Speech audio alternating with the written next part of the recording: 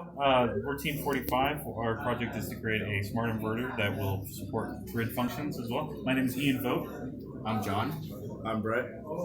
So throughout this semester, we have currently just went through all the simulations of this inverter. So we have created the different L and C values that are needed for the filters, and kind of just went through the simulation, got it working, and then we're creating the control for that as well. We're going to be turning it into INR this Thursday after it's tested and completed and everything.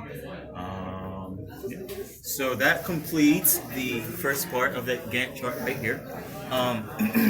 So I'm gonna pull up the design right now for the inverter. So it's in two stages. The first stage is a flyback converter, which will just be a boost from 20 volts to 180 volts. And the second stage is a unipolar PWM converter, which is supposed to take the 180 volts to 120 RMS 60 hertz. So I'm going to run this simulation right now just to show some waveforms.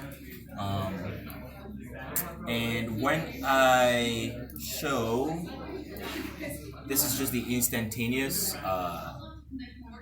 output voltage of the second stage, but I can just show the average of that, which will give us as you can see, this is 120, and it has a small ripple because it can have what. And the specifications says it can't be greater than 1%. Yeah. And the ripple we found that it's not greater than 1%. It's about 0.7%. It's only point 0.3 actually. So that's good for our input of the second stage.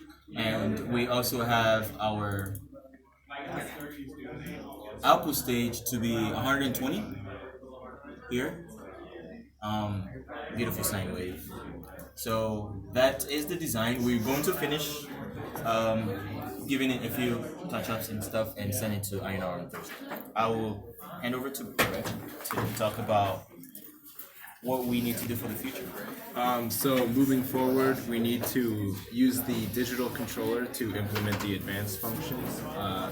The big ones being volt-var control, maximum power point tracking, and active power frequency control.